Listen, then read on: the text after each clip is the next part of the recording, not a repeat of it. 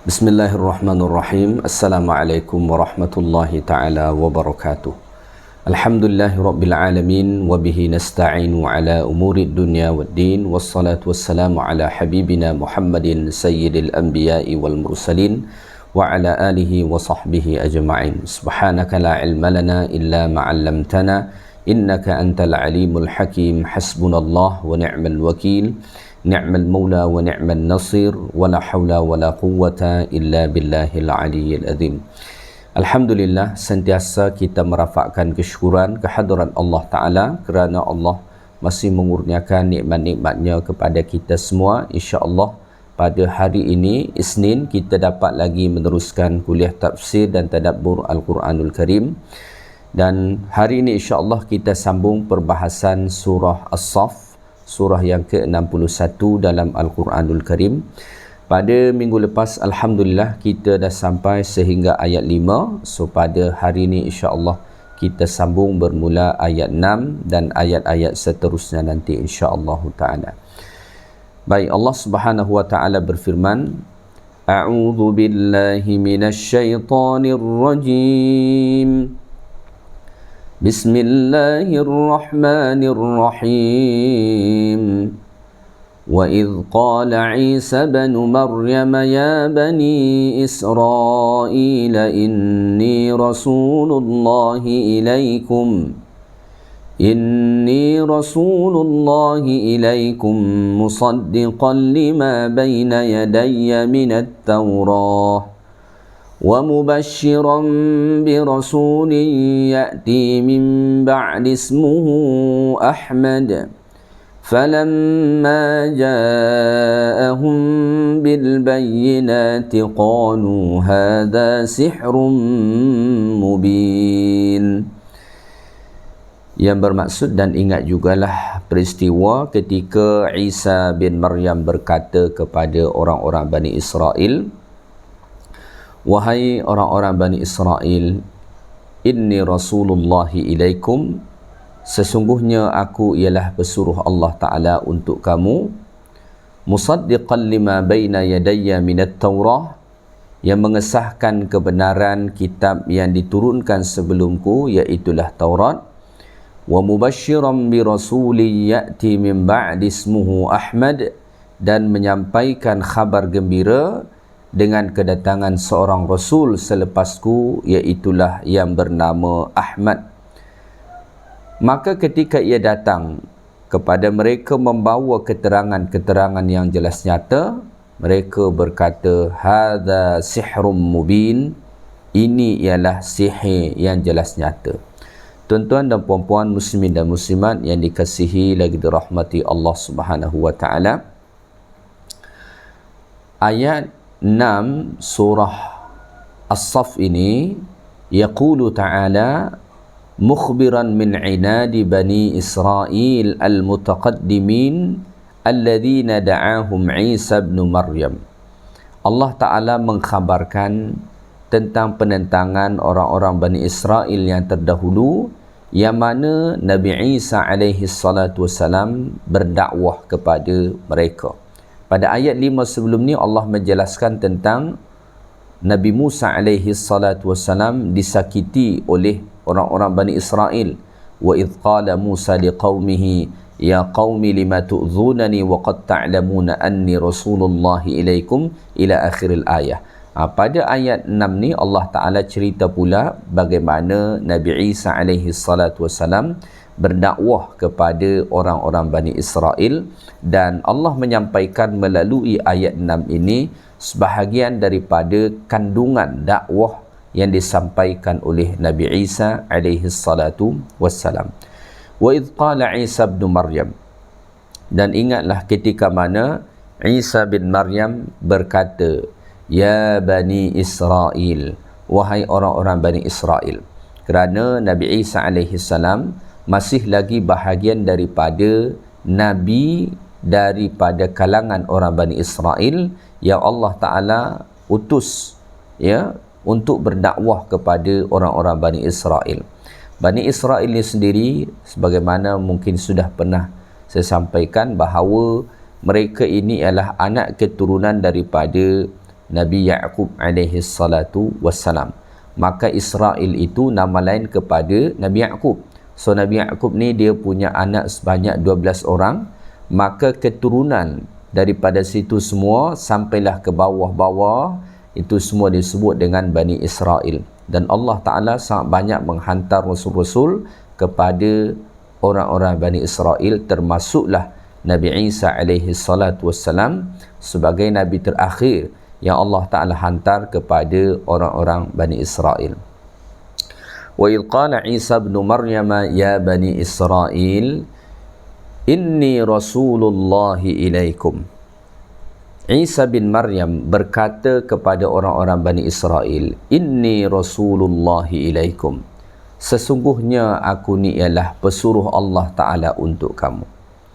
Aku datang kepada kamu li'ada'ukum ilal khair wa anhaakum 'anil syarr, untuk mengajak kamu kepada kebajikan-kebajikan dan untuk menghalang kamu daripada keburukan-keburukan.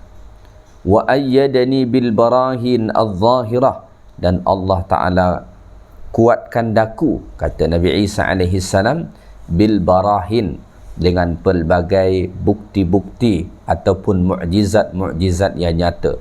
Jadi Nabi Isa alaihi salam menyampaikan kepada orang-orang Bani Israel bahawa baginda ialah Rasul Allah Ta'ala, pesuruh Allah Ta'ala yang mengajak mereka kepada kebaikan-kebaikan dan menegah mereka daripada perkara yang buruk. Ya, pada masa yang sama Nabi Isa alaihi salam datang kepada mereka bukan sekadar mendakwa diri sebagai pesuruh Allah Ta'ala sahaja, melainkan Nabi Isa juga menunjukkan mukjizat ataupun bukti-bukti yang jelas nyata yang Allah Ta'ala beri kepada Nabi Isa alaihi salatu wassalam. Baik, so Nabi Isa alaihi salam ketika mana berdakwah kepada orang-orang Bani Israel, Nabi Isa mengatakan, ya, musaddiqan lima baina yadayya minat Taurah. Nabi Isa datang untuk membenarkan, untuk mengesahkan apa yang ada dalam Taurat. Maka Nabi Isa alaihi salam datang, ya, sama seperti para nabi-nabi yang lain, yusaddiqu bin nabiyyis sabiq. Nabi Isa mengesahkan nabi terdahulu. Maka Nabi Isa alaihi salam datang kepada orang-orang Bani Israel. Nabi Isa tidak mengingkari Nabi Musa alaihi salam. Nabi Isa tidak mengingkari Taurat yang diturunkan kepada Nabi Musa alaihi salatu wassalam. Malah Nabi Isa alaihi salam datang musaddiqan, untuk mengesahkan, membenarkan, mengakui bahawa Taurat ialah satu kitab yang benar datang daripada Allah Subhanahu wa Ta'ala, yang Allah Ta'ala hantar kepada Nabi Musa alaihi salatu wassalam. Ya. Pada masa yang sama, pada ayat ini Allah menyatakan wa mubasysyiran bi rasuli ya'ti min ba'di ismuhu Ahmad, dan menyampaikan khabar gembira akan kedatangan seorang rasul selepasku, kata Nabi Isa alaihi salam, ismuhu Ahmad, yang mana namanya ialah Ahmad. Maksudnya Nabi kita Muhammad sallallahu alaihi wasallam. Maka Nabi Isa alaihi salatu wasallam datang kepada orang-orang Bani Israel, berdakwah kepada mereka. Kandungan dakwah yang disampaikan oleh Nabi Isa alaihi salatu wasallam itu ialah membenarkan dakwah Nabi Musa sebelumnya yang ada dalam Taurat, dan menyampaikan khabar gembira akan kedatangan Nabi, seorang Nabi selepasnya yang bernama Ahmad alaihi salatu wassalam. Ya. Jadi begitulah keadaan para Nabi.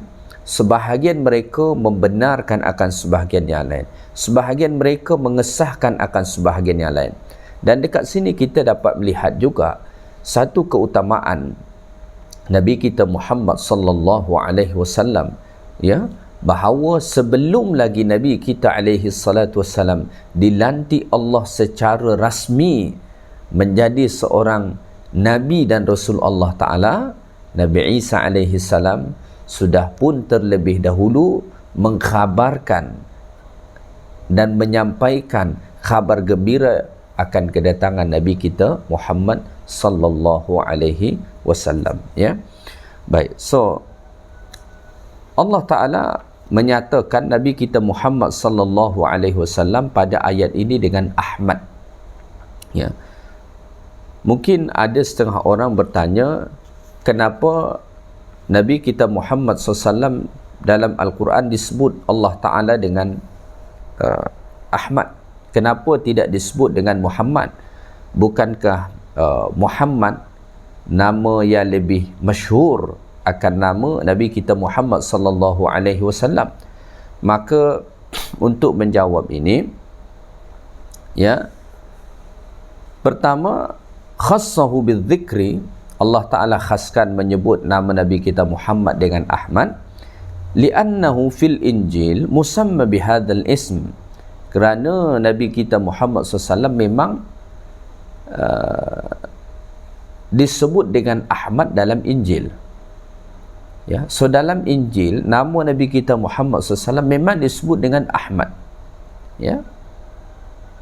Itu alasan pertama. Alasan yang kedua, wali anna ismahu fis sama Ahmad, dan kerana nama Nabi Muhammad dekat langit ialah Ahmad, fadzukira bismihi samawi, maka disebutlah dekat sini nama Nabi Muhammad sesuai dengan nama Nabi yang ada dekat langit. Yang ketiga, kenapa disebut Ahmad? Li'annahu ahmadun nasi li rabbih, kerana Nabi kita Muhammad sallallahu alaihi wasallam lah manusia yang paling terpuji terhadap Tuhannya. Ya. Li'anna hamdahu li rabbih bima yaftahu Allahu alaihi yaumal qiyamah minal mahamid, maka dengan pujian Nabi kita Muhammad sallallahu alaihi wasallam nanti Allah akan membuka pujian pada hari kiamat, qabla syafa'atihi li ummati, sebelum syafaat Nabi Muhammad kepada umatnya.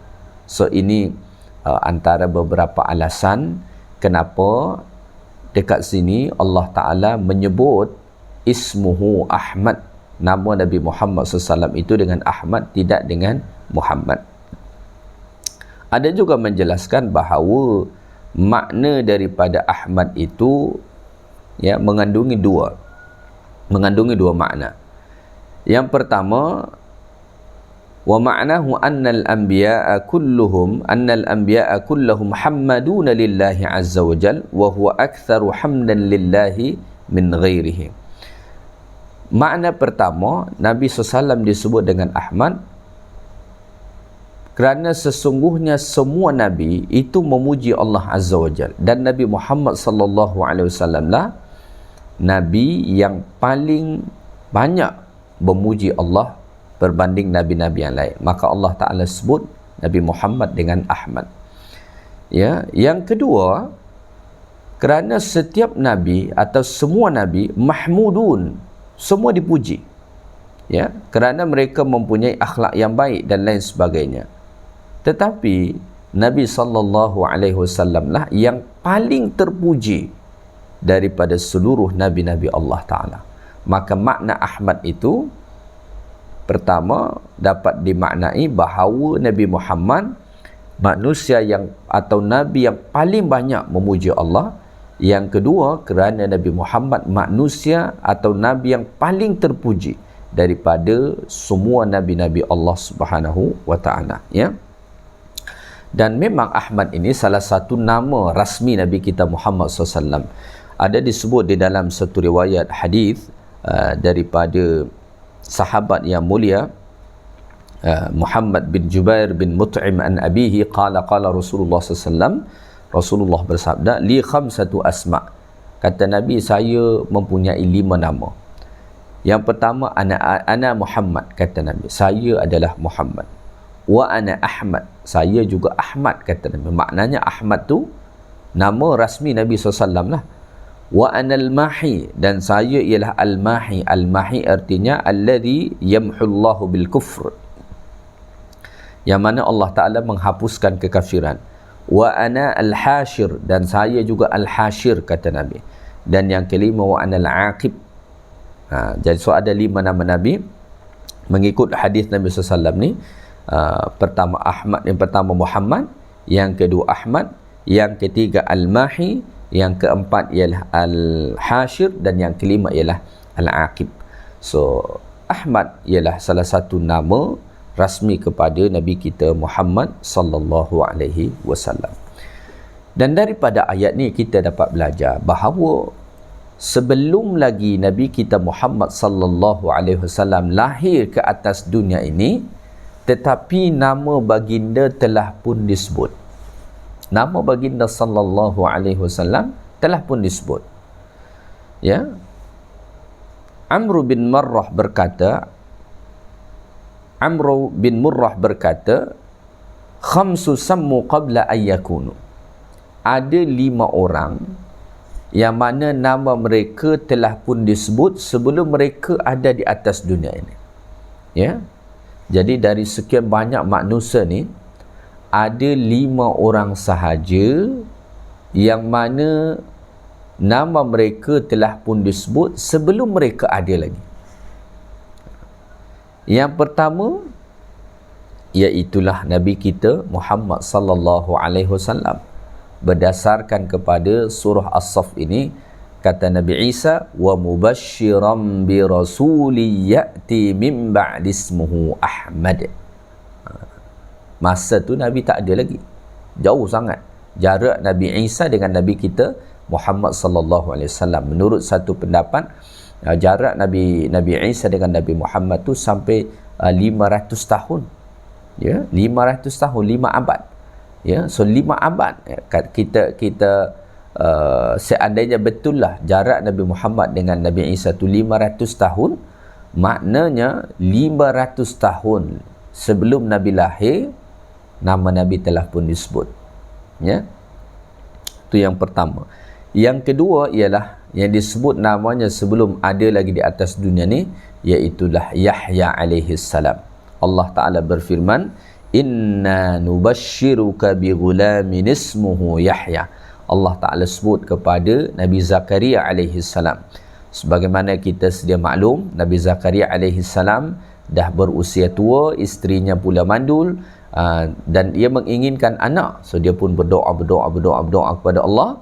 Kemudian Allah kabulkan doanya, datang malaikat menyampaikan khabar gembira, inna nubashiruka bi ghulamin ismuhu Yahya. Sebelum Yahya alaihi salam lahir lagi, Allah dah bagi tahu dah nama dia dengan Yahya. So Nabi Zakaria meminta anak kepada Allah, Allah Ta'ala bagi anak plus dengan nama sekali.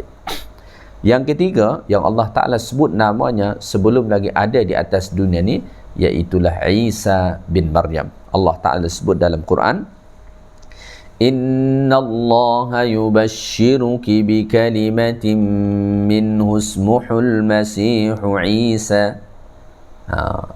Allah Ta'ala menyampaikan khabar gembira kepada Maryam bahawa dia akan mendapat anak dengan kalimah Allah kun fayakun, iaitulah Al-Masih Isa. Jadi nama Nabi Isa alaihi salam telah pun disebut sebelum lagi Nabi Isa alaihi salatu wasalam lahir ke atas dunia. Ya. Baik, kemudian yang keempat ialah yang mana Allah Ta'ala telah pun menyebutkan namanya sebelum ada di atas dunia ini, iaitulah Ishaq dan Ya'qub. Ishaq dan Ya'qub. Sebelum ada Ishaq dan sebelum ada Ya'qub, Allah Ta'ala telah mengkhabarkan bahawa Ibrahim alaihi salam melalui isterinya akan mendapatkan anak dan cucu. Anak bernama Ishaq, cucu bernama Ya'qub. Allah berfirman dalam surah Hud, فَبَشَّرْنَاهَا بِإِسْحَاقَ وَمِنْ وَرَاءِ إِسْحَاقَ يَعْقُوبَ. Kami sampaikan khabar gembira kepadanya bahawa akan mendapat Ishaq. Ya. Wa min wara'i Ishaq, dan selepas Ishaq, di belakang Ishaq, Ya'qub, iaitulah Nabi Ya'qub alaihi salatu wassalam. So inilah 5 nama Nabi yang Allah Ta'ala telah sebut nama mereka sebelum lagi mereka lahir ke atas dunia. Pertama Nabi Muhammad, yang kedua Nabi Isa, ketiga Nabi Yahya, yang keempat Nabi Ishaq, dan yang kelima ialah Nabi Yaqub alaihi salatu wassalam. Ya, mereka, nama mereka telah disebut padahal mereka belum lagi lahir ke atas dunia ini. Baik, kita kembali kepada ayat 6 surah As-Saff ini. Jadi melalui ayat ini Allah Ta'ala mengkhabarkan tentang Nabi Isa alaihi salam ketika mana berdakwah kepada orang-orang Bani Israel. Nabi Isa menyatakan kepada mereka bahawa inni rasulullahi ilaikum musaddiqan lima baina yadayya minat Taurah wa mubashiran bi rasuli ya'ti min ba'di ismuhu Ahmad. Bahawa Nabi Isa alaihi salatu wassalam menyampaikan kepada orang-orang Bani Israel bahawa baginda ialah pesuruh Allah Ta'ala kepada mereka untuk mengajak mereka kepada kebajikan-kebajikan dan menghalang mereka, mencegah mereka daripada perkara-perkara yang buruk.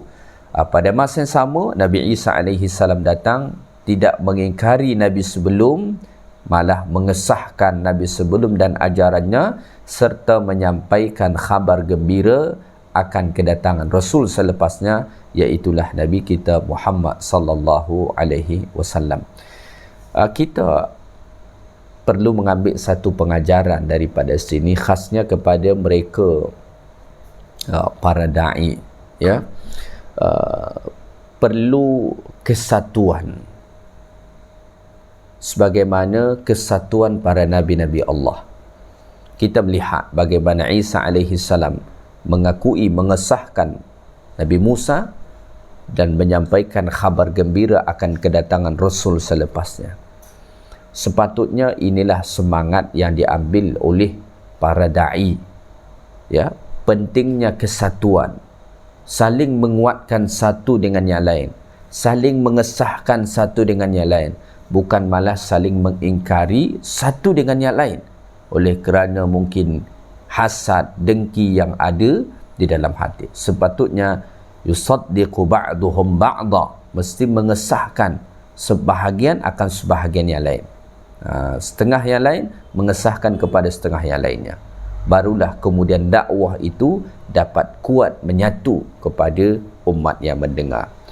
Baik, kemudian kata Allah Ta'ala pada ayat ni, falamma ja'ahum bil bayyinat, maka ketika mana Nabi sallallahu alaihi wasallam datang kepada mereka bil bayyinat, membawa bukti-bukti, al adillatu al wadihah, membawa bukti-bukti yang kukuh, yang jelas nyata, adallah ala annahu huwa annahu Rasulullah, bahawa Nabi Muhammad dialah yang disampaikan oleh Isa dan dia adalah seorang Rasul Allah Ta'ala.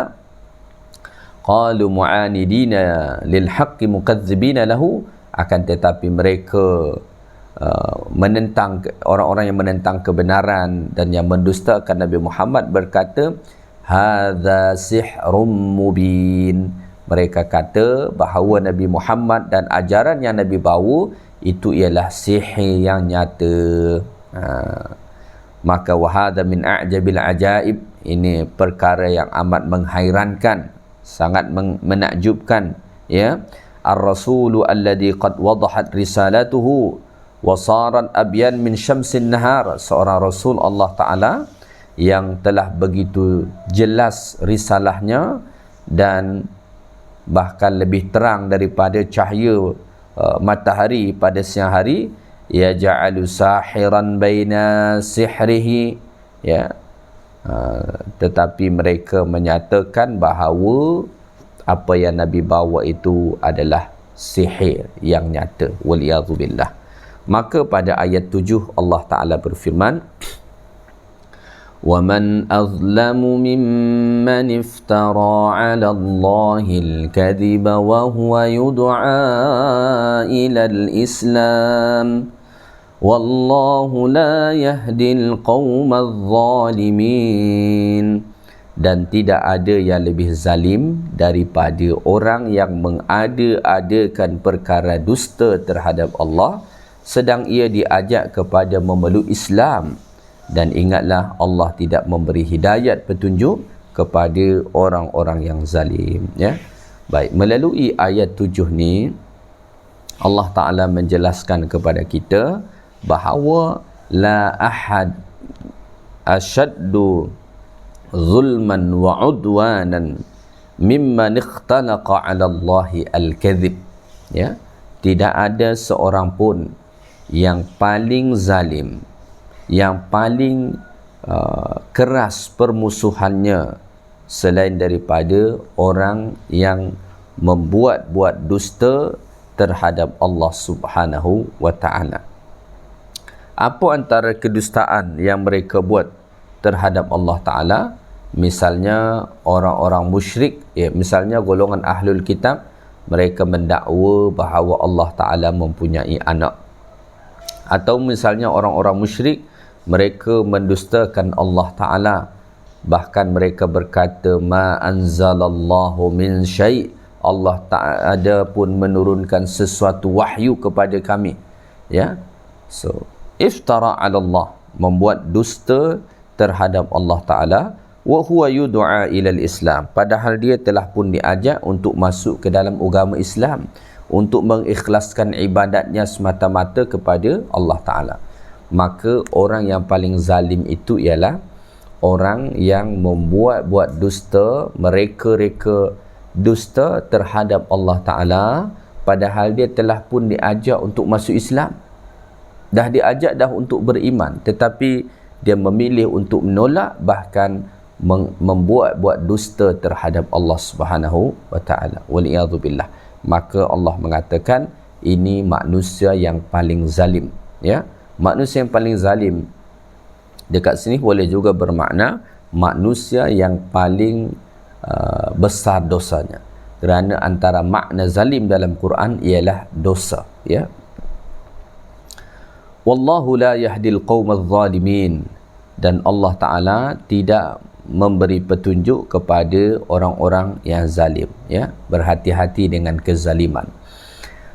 Kezaliman ni pelbagai. Ada kezaliman antara manusia dengan Allah, seperti mereka-reka dusta terhadap Allah. Itu kezaliman antara manusia dengan Allah.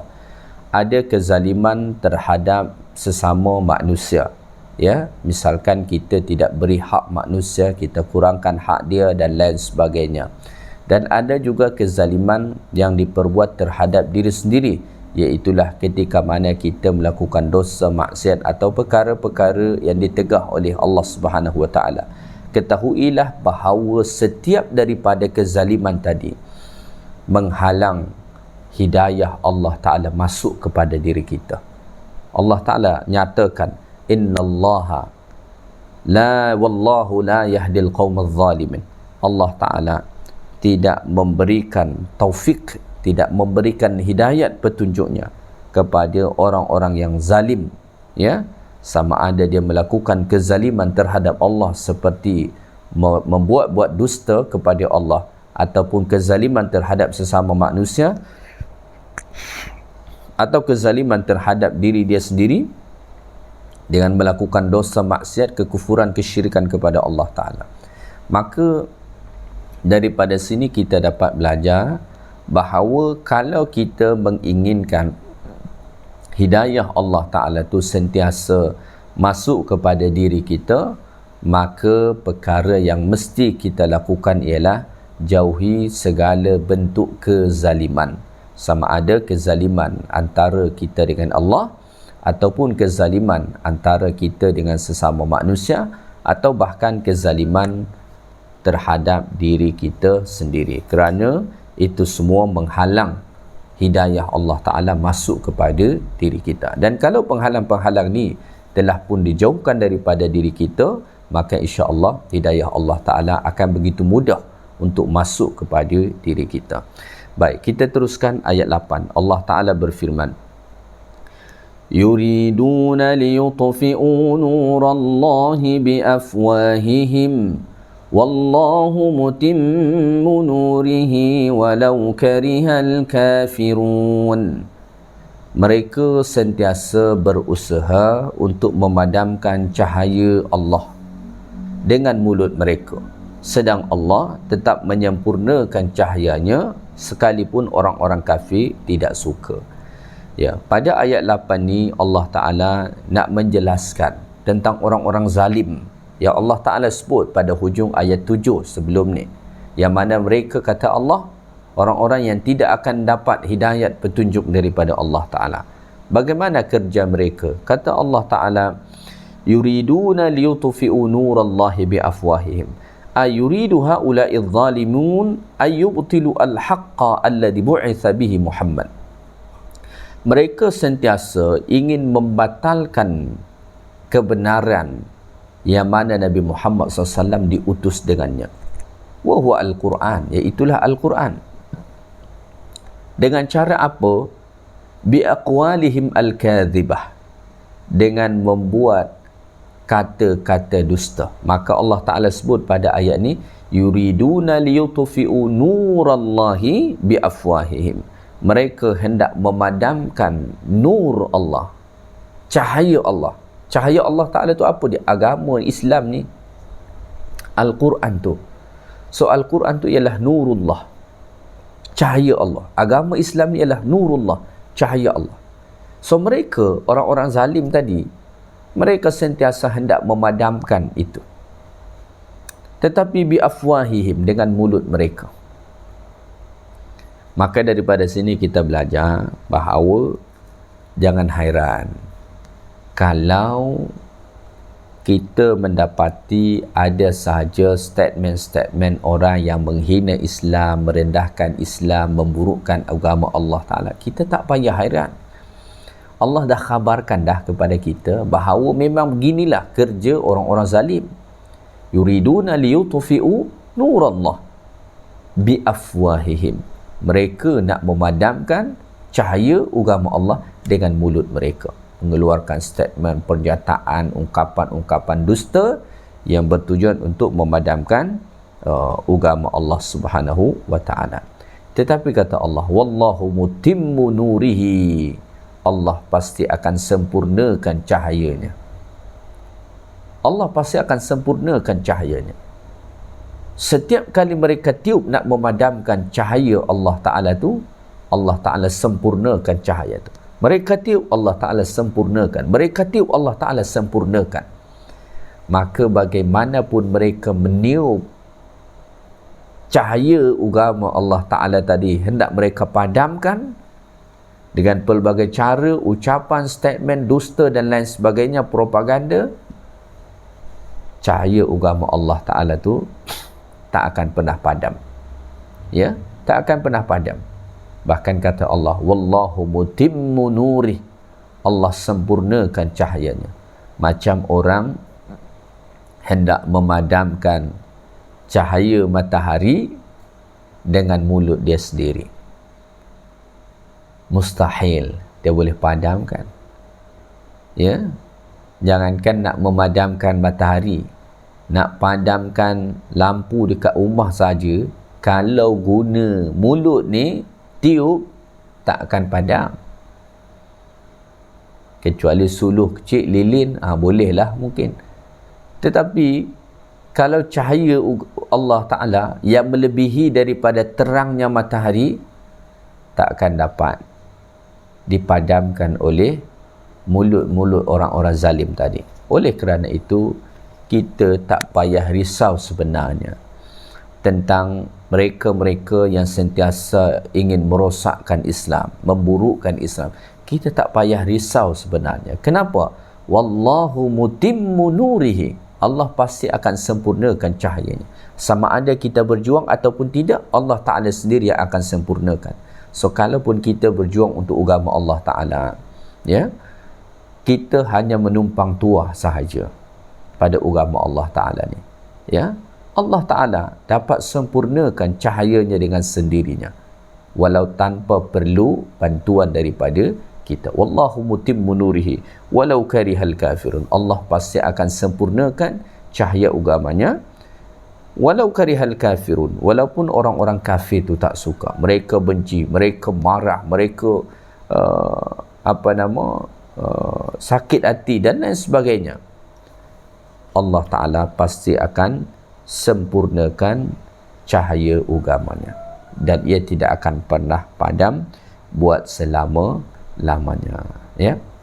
Baik, mungkin itu saja kuliah kita pada hari ini. Moga-moga ayat-ayat Allah yang kita bahaskan pada hari ini dapat kita ambil pengajaran-pengajaran daripadanya untuk kita amalkan dalam kehidupan kita, insya-Allah Ta'ala.